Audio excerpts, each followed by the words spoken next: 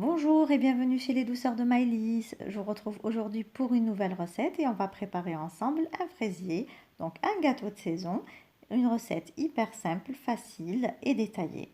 Donc elle sera composée d'une génoise, d'une crème mousseline et de fraises bien fraîches. Je vous laisse donc découvrir la liste des ingrédients ainsi que toutes les étapes de préparation. Alors ici on va commencer par la préparation de la génoise. Donc ici dans mon bol du robot j'ai mis 4 œufs. Je vais ajouter 125 g de sucre en poudre. J'ajoute ici un sachet de sucre vanillé. Et je vais commencer donc à fouetter mes œufs avec le sucre jusqu'à obtention d'un mélange bien blanc et mousseux qui double de volume.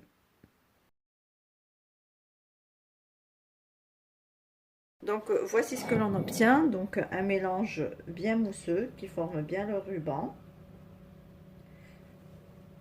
Donc à présent on va ajouter donc les poudres. Alors ici j'ai 100 g de farine plus 25 g de maïzena et une pincée de sel. Donc soit vous faites comme moi le mélange farine maïzena. Si vous n'avez pas de maïzena, vous pouvez ajouter tout simplement 125 g de farine. Donc on vient tamiser les poudres sur nos œufs en 2 fois.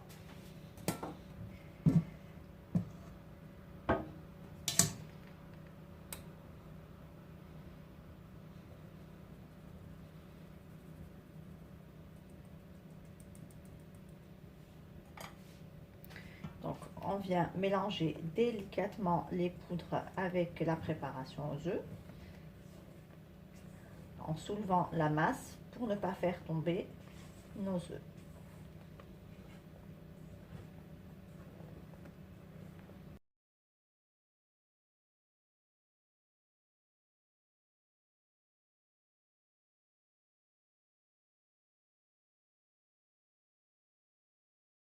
Alors ici j'ai un moule de 24 cm de diamètre que je chemisé d'un papier sulfurisé et je vais venir donc couler ma génoise.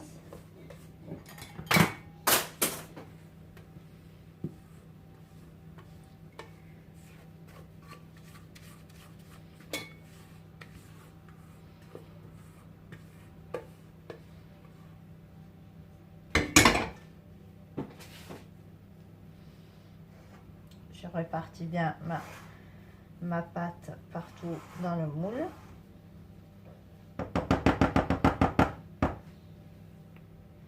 Ensuite, donc, je vais enfourner ma génoise dans un four préchauffé à 170 degrés pour une durée entre 20 et 25 minutes. Pour ma part, ça sera de la chaleur tournante. Là, on va préparer donc le sirop qui va nous servir pour imbiber notre génoise. Donc ici, dans ma casserole, j'ai mis 120 ml d'eau. J'ai ajouté 70 g de sucre. Là, je vais faire fondre en fait une gousse de vanille. Donc, je vais gratter les graines et je vais les mettre à l'intérieur de mon sirop.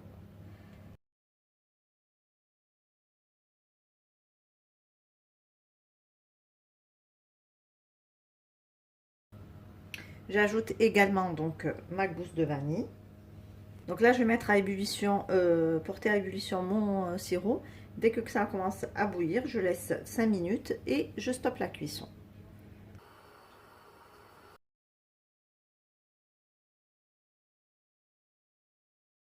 Donc voici ma génoise après la sortie du four. Donc là, je vais la laisser dans le moule encore 5 minutes avant de la démouler. Et je la laisserai donc refroidir sur une grille complètement avant de la découper. Voilà, donc là j'ai démoulé ma génoise, donc je la laisser refroidir complètement sur ma grille avant de venir donc la découper en 2 disques. Donc là on va préparer donc la crème mousseline qui viendra donc garnir notre gâteau. Donc dans un premier temps, on va d'abord commencer par la crème pâtissière. Donc ici dans ma casserole, j'ai 480 ml de lait. Donc là je vais fondre une gousse de vanille en deux. Je vais récupérer les graines et je vais porter le lait à ébullition.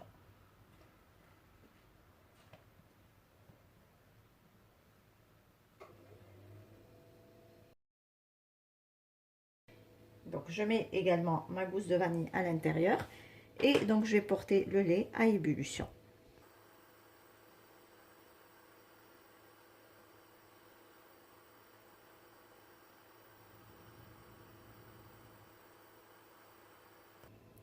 Alors pendant ce temps, donc là ici dans mon saladier, j'ai mis 4 jaunes d'œufs. Je vais ajouter 100 g de sucre. Et je vais venir donc mélanger le tout au fouet.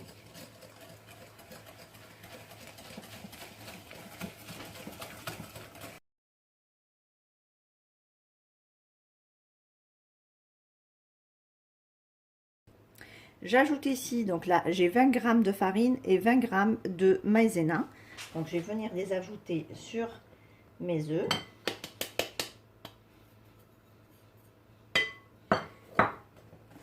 Et je mélange bien.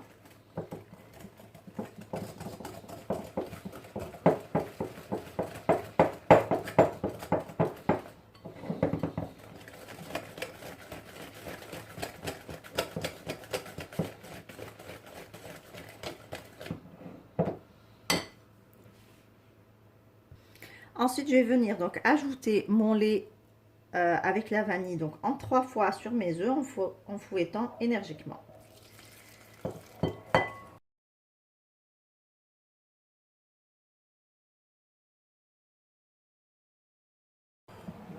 Là, je vais donc remettre ma préparation dans ma casserole.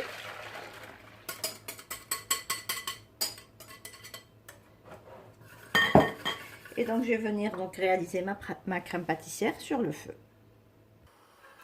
Donc là, je mets ma préparation sur le feu et je n'arrête pas donc de mélanger jusqu'à ma crème épaississe complètement.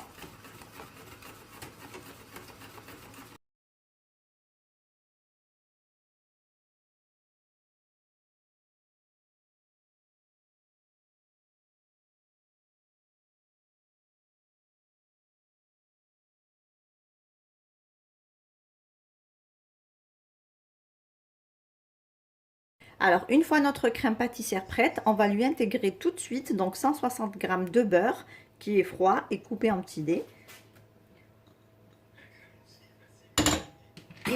Et on va venir mixer le tout.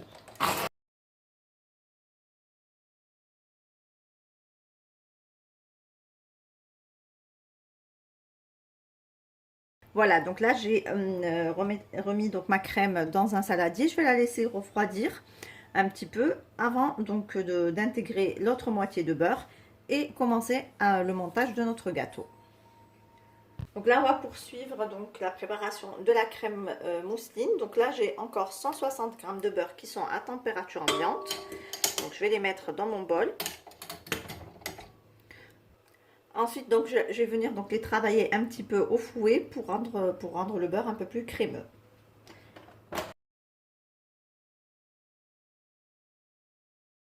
Donc ici, je vais ajouter la crème pâtissière qu'on avait préparée tout à l'heure et à laquelle on avait déjà intégré la moitié de la quantité de beurre.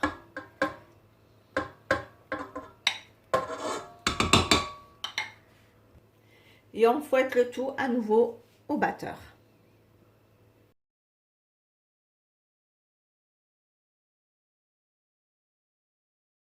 Voilà, ici donc ma crème est prête, je l'ai mise dans une poche à douille et donc là on va passer tout de suite au montage de notre gâteau. Voilà, là c'est ma génoise que j'ai découpée en deux, comme vous pouvez le voir. Donc là je vais prendre mon cercle à pâtisserie et je vais découper deux cercles de 22 cm. Alors ici, donc j'ai pris mon cercle donc de 24 cm. Je vais mettre du rhodoïde à l'intérieur. Donc pour avoir après un gâteau qui soit bien lisse.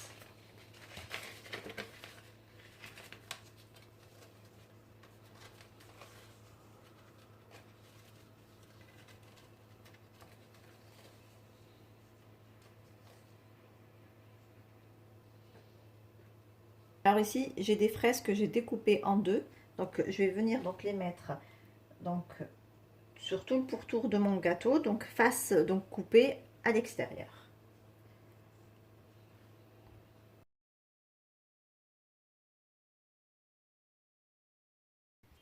Ensuite là donc je récupère mon premier cercle de génoise.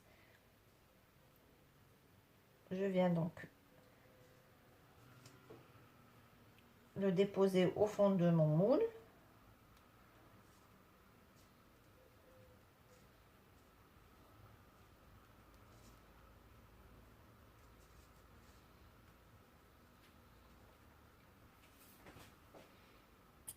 Là, je vais venir donc imbiber ma génoise avec le sirop qu'on avait réalisé tout à l'heure.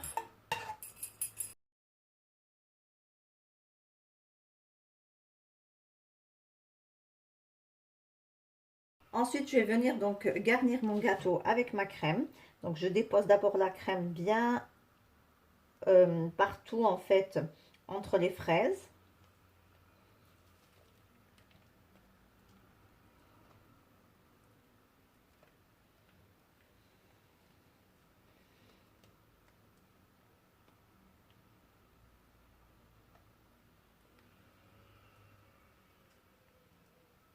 Pour qu'il n'y ait pas de vide en fait au milieu, et je viens donc pocher également une couche de crème sur ma génoise.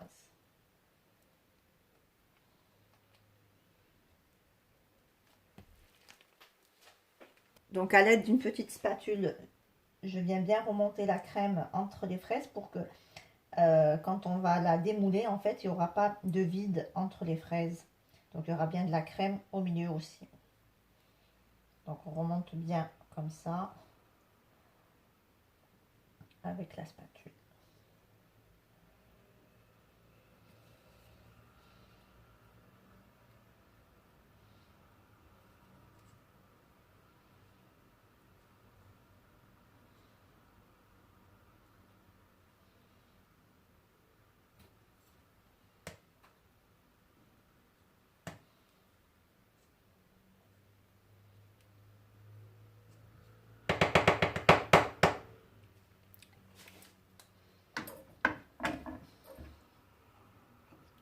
Ensuite, on va venir donc garnir notre gâteau avec des moitiés de fraises.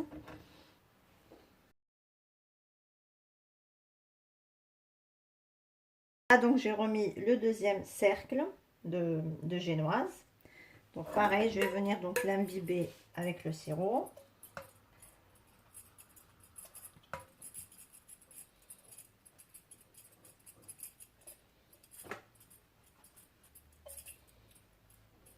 Donc je l'ai déjà imbibé de l'autre face. Et là, j'essaye d'imbiber quand même un tout petit peu le dessus.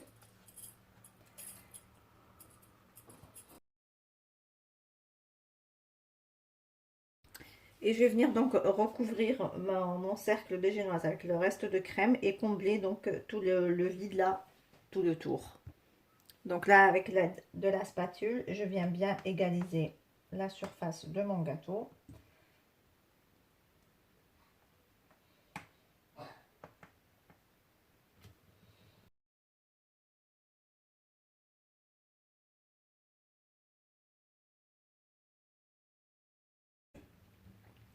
Voilà, à présent donc je vais laisser mon gâteau prendre au minimum 2 heures au réfrigérateur avant de pouvoir le décorer.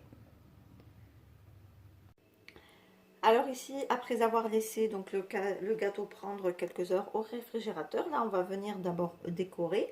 Donc là, soit vous le démoulez, vous faites de la pâte d'amande comme la recette classique. Moi, ce que je vais faire, donc j'ai fait un petit peu chauffer de la confiture de fraises et je vais venir juste napper mon gâteau donc sur le dessus, juste mettre une fine couche de confiture.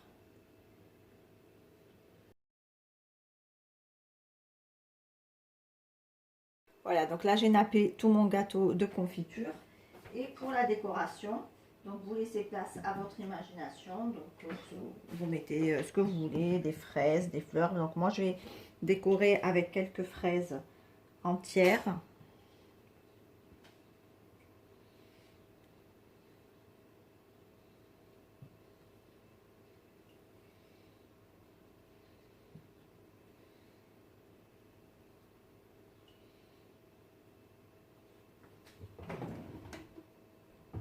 Je vais également mettre des moitiés de fraises comme ceci, coupées en deux.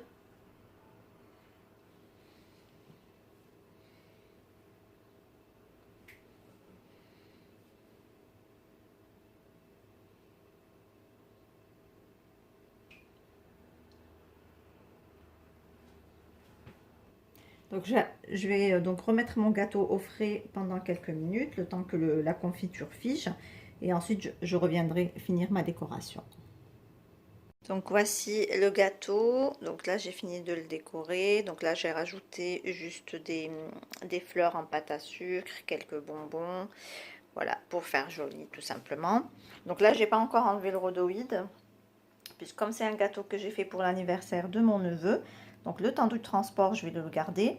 Et puis dès que j'arrive chez ma soeur, je déballerai le gâteau. Et je vous le prendrai en photo. Donc là, je vous donne juste une petite idée sur la déco finale que j'ai faite. Voilà.